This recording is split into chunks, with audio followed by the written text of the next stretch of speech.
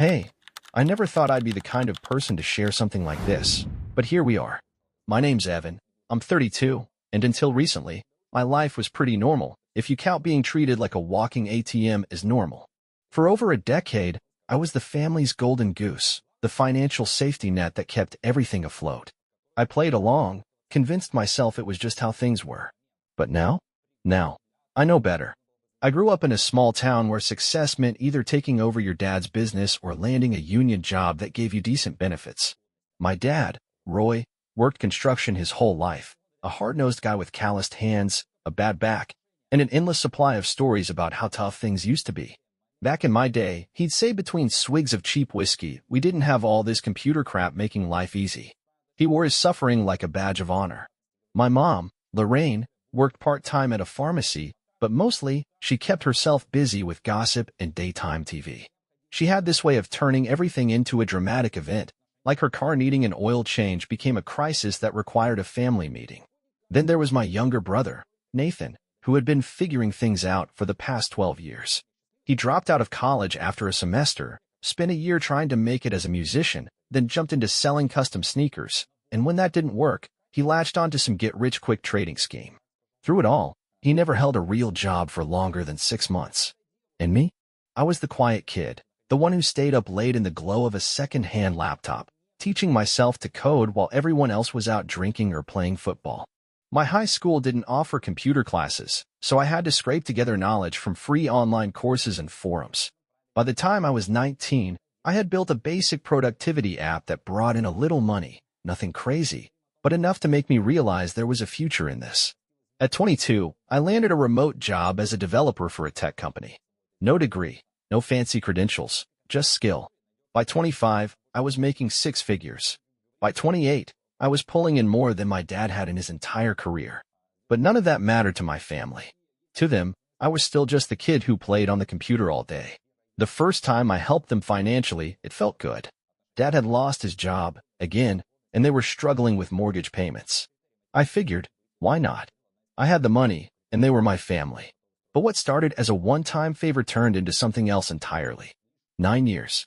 That's how long I bankrolled their lives. I covered the mortgage, paid for Mom's car repairs, covered Nathan's latest business venture, and even paid off Dad's medical bills when he needed back surgery. I told myself I was being a good son. That's what family does, right? They help each other. At least, that's what I believed. Then came the day everything changed. I remember it clearly. It was a Tuesday, and I had just wrapped up a major project. Feeling generous, I decided to surprise my parents with lunch. I stopped by their favorite barbecue joint, picked up a feast, and headed to the house I grew up in, the same house I had been paying for all these years. I parked a couple of houses down, an old habit from when I used to sneak in late as a teenager. As I walked up the driveway, balancing bags of food, I heard laughter from inside. The window was slightly open, and my dad's voice carried through the warm afternoon air. The guy thinks he's some kind of genius because he plays with computers all day, Dad scoffed. Nathan chimed in, laughing. Yeah, Mr. Big Shot Programmer. Like it's real work. Mom chuckled. At least his fake job pays for our bills. More laughter. Deep, genuine laughter. And just like that, everything inside me cracked. I stood there, feet planted, listening as they mocked me, their son, their brother, the person who had kept them afloat for almost a decade. Dad kept going. If he had any sense, he'd get a real job. Do something useful. Nathan added, yeah, but if he stops playing on his computer, who's going to pay for Mom's next vacation? They laughed even harder. I stood there, holding their lunch, my stomach churning. And for the first time in my life, I saw things for what they were. I don't remember walking back to my car, but somehow, I ended up behind the wheel, the untouched food still in my hands. My fingers felt stiff around the plastic bags, my knuckles white against the steering wheel. I wasn't angry. Not yet. What I felt was something colder, something heavier, like the final realization that I had been living in a lie for nearly a decade. I drove aimlessly, the town blurring past me. At some point, I pulled into a parking lot near the lake where I used to go when I needed to clear my head. The water was still, a mirror reflecting the sky. I sat there, staring at my own warped reflection in the windshield, the laughter from my parents' house echoing in my ears. They didn't respect me. They never had. I had spent years justifying their dismissiveness, telling myself that deep down, they were grateful, that it was just their way. But hearing them mock me, so casually, so effortlessly, it was like someone had yanked the blindfold off, and I was seeing everything for what it really was. Then my phone buzzed. A text from Mom. "Hey, sweetie. Hope you're having a good day. Your dad and I were just talking, and we realized it's almost time for the monthly deposit. Can you send it by Friday? Oh, and Nathan's car is acting up again. He might need some help covering repairs. Love you." I let out a breathless laugh, something sharp and bitter. The timing was too perfect, like the universe itself was mocking me. The money. That was all I had ever been to them. They hadn't even noticed I was outside. Hadn't noticed the food I had left sitting on their porch. Hadn't noticed me standing there, hearing every word as they laughed at the very job that had kept their lights on, their stomachs full, their lives comfortable. And I knew in that moment that I was done. I didn't respond to the text. Instead, I opened my banking app and stared at the shared account I had set up for them years ago. A nest egg I had built, bit by bit, in case of emergencies. Over 100 grand sitting there, waiting for them to drain it. Not anymore. I transferred every last cent to my personal account and closed the shared one permanently. Then I went further.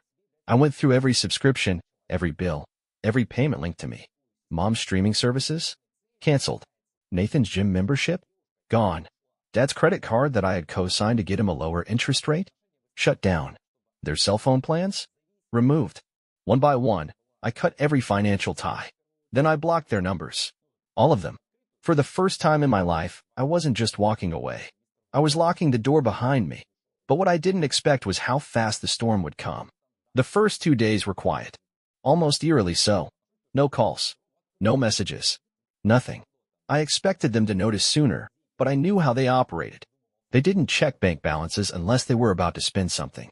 They didn't pay attention to the details, only the outcome. But on the third day, it hit. The calls came in rapid fire. First from Mom. Then from Dad. Then from Nathan. Unknown numbers, 2 probably borrowed phones, trying to get through the block. I ignored them all. Then the email started. "Evan, we're really worried. Your father tried to use the card for groceries, and it was declined. Is something wrong with your bank?" I read it and deleted it without responding. An hour later, another one. "Honey, I know things have been stressful, but we need to talk. Nathan's car needs repairs, and I know you'd never leave us hanging. Just call me, okay?" Another delete. By that evening, they escalated. My boss, yes, my boss, called me into a meeting, saying someone claiming to be my mother had left multiple messages with reception, saying it was an emergency and they needed to reach me. I sat there in stunned silence for a moment before sighing. "Sorry about that," I told him. "It's a family issue. They're just persistent." He gave me a knowing nod. "Happens more than you'd think. Let me know if you want security to screen your calls." That was when I knew they were getting desperate. And sure enough, it wasn't long before the guilt-tripping texts started pouring in. "Nathan, bro, WTF? Mom's crying. She says you're ignoring us. You seriously just gonna cut us off like that? Mom, Evan, please. This isn't like you. We're your family. We love you. Just tell us what's going on. Dad, you selfish little sh*t. You think your money makes you better than us? After all we've done for you." That one made me laugh. After all they'd done for me? I wanted to reply, to ask him exactly what they'd done besides take, but I didn't. I stayed silent. Then, on the 4th day, they showed up. I was in the middle of a deep work session when the buzzer to my condo rang. My security system notified me immediately, showing the grainy image of my father standing at the front desk, his face already red with frustration. The building concierge called up to me. "Mr. Walker, there's a man here claiming to be your father. Says it's urgent." I exhaled slowly, rolling my chair back from my desk. I hadn't spoken to him in person in months. I knew this was coming, but I wasn't sure I was ready for it. "Send him up," I said. The minutes stretched out like hours. My pulse pounded, but it wasn't fear. It was something else, something like relief. Because for the first time in my life, I wasn't afraid of disappointing him. When the knock finally came, it was hard.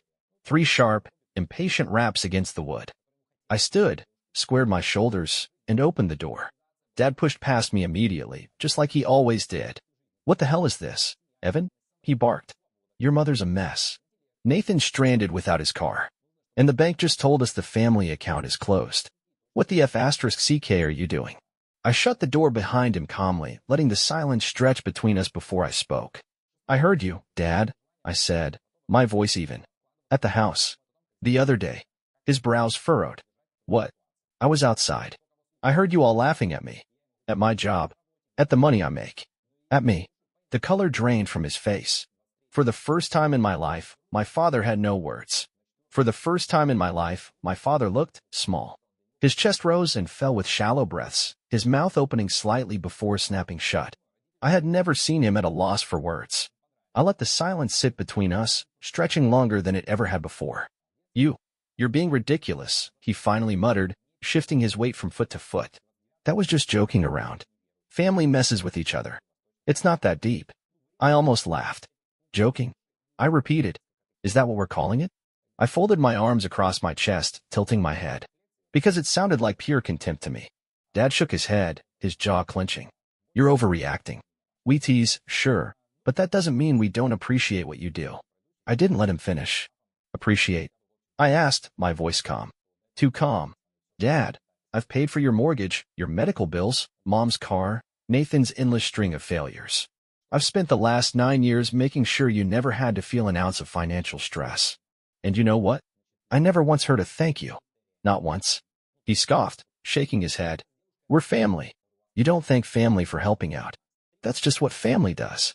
I let out a slow breath, feeling something settle inside me, like a puzzle piece snapping into place. No, Dad, I said, my voice steady. That's what I did. Not family me.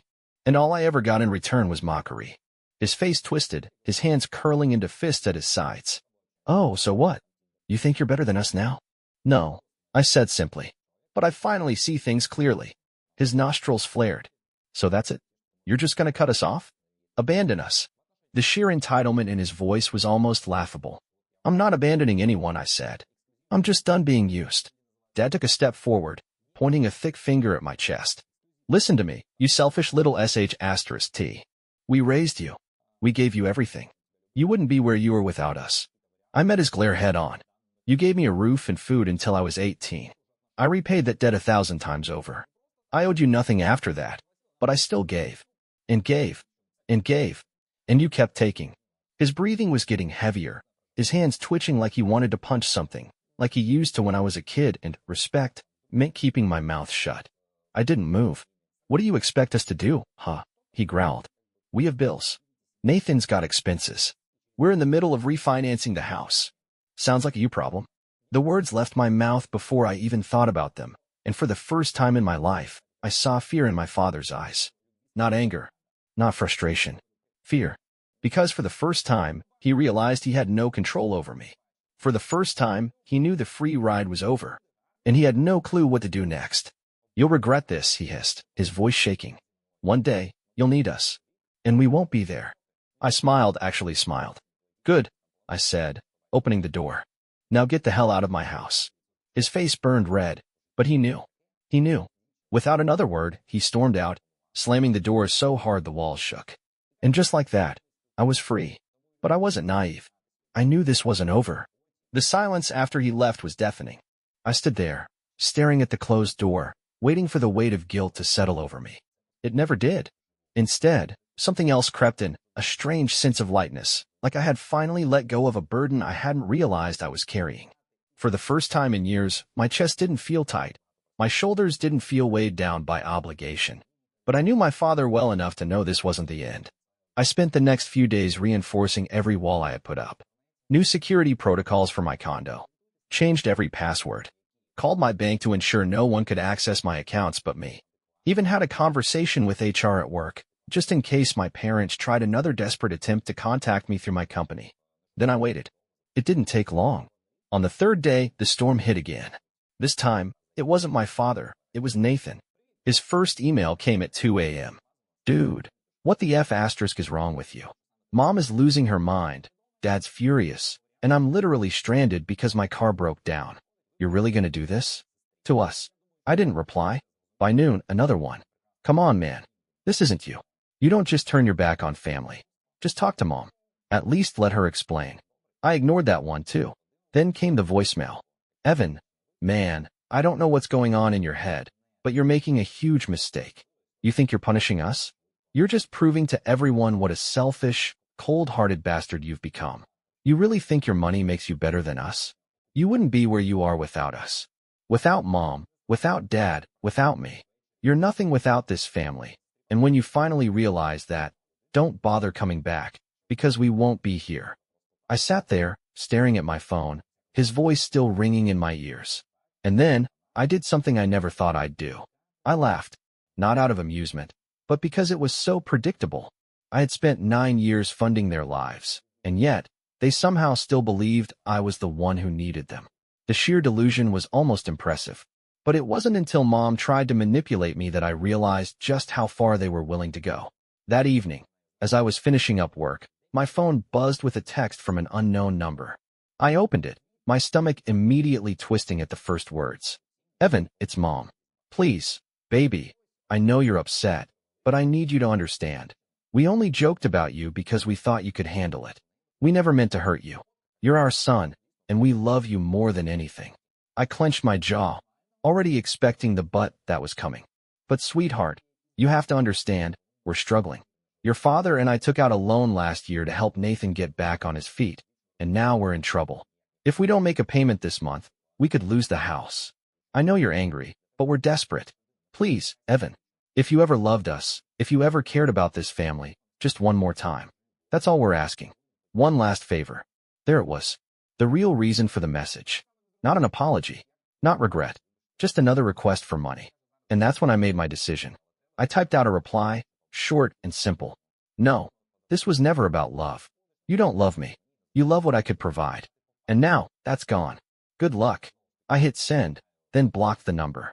This time for good. The next morning, I woke up feeling lighter than I had in years. No messages. No calls. Just silence. For the first time in nearly a decade, my life belonged to me. But I knew my family well enough to know they wouldn't go down quietly. They had relied on me for too long. I had been their golden goose, their safety net, their backup plan. Now, they were free falling, and I knew they would do anything to claw their way back. It didn't take long for the next attempt. By the end of the week, I received an email, not from my mother, not from Nathan, but from a lawyer.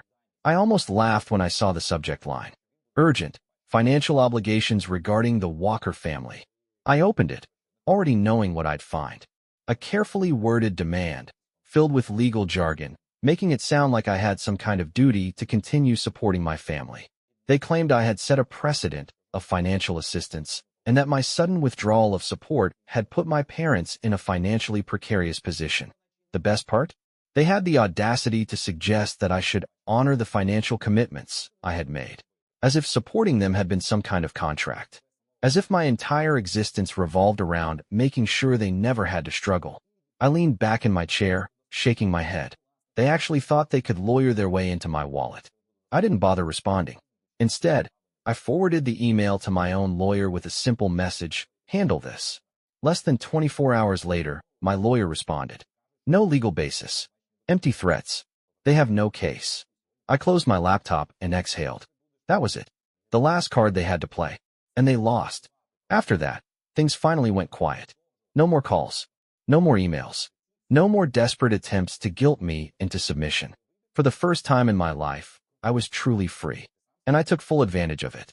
I threw myself into work, took on projects I actually cared about instead of grinding just to keep other people afloat. I got back into fitness, started training again, rebuilt my body after years of stress and exhaustion. I even reconnected with friends I had lost touch with, friends who saw me for more than just my bank account. Then, a few months later, something happened that truly solidified everything for me. I was at a conference in New York when I got a text from an old high school friend. "Dude, have you seen the news about your dad?" My stomach twisted. I opened the link. It was an article from a local news station. Former construction contractor faces fraud charges after failing to deliver on projects. I scrolled through the article, my pulse steady, my expression unreadable. Apparently, after I cut them off, my dad had tried to start a construction business, without any real experience, without any money, and without any clue what he was doing. He took deposits from homeowners, promised them renovations, then completely botched the jobs or just never finished them. And now, he was facing lawsuits. Multiple lawsuits. A part of me had expected this. My father had always been the kind of man who wanted respect without effort, success without struggle. He thought he could just wing it, the same way he had always coasted off my earnings. And now, For the first time in his life, he was paying for his own mistakes.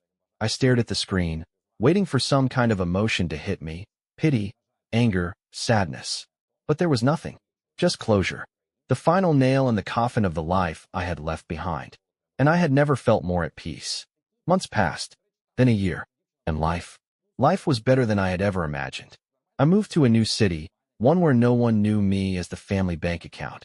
I bought a home, not a mansion, not anything ridiculous, just a place that was mine, where every dollar spent was on my terms. I started traveling, something I had never been able to do before because my money had always been tied up in someone else's problems. I went to Japan, hiked through Iceland, even spent a month in Italy just because I could. I wasn't just surviving anymore. I was living. Nathan tried to reach out a few times, always under the guise of an apology, but I knew better. It always ended with some new scheme, some new emergency that needed money. I ignored every single one. Mom sent emails, too. At first, they were guilt trips. Then, please. Then, just silence. And Dad? Well, Dad went to prison. It wasn't just the fraud charges. Turns out, he had been avoiding taxes for years, thinking he was smarter than the system. The government disagreed. The final sentence was 5 years, with the possibility of parole in 3. Did I feel bad? No, because that was the difference between us. I earned everything I had. He stole everything he could. And in the end, the world doesn't let people like him win. The last message I ever got from my mother came 2 years after I cut them off. I don't know if you'll ever forgive us, but I hope one day you'll talk to me again. I miss my son. I read it once, then deleted it. Because the truth was, she didn't miss me. She missed what I used to give her. And I didn't miss them. I built a life that was finally mine. One where love wasn't conditional. One where respect wasn't bought, it was earned. One where I was finally, truly free.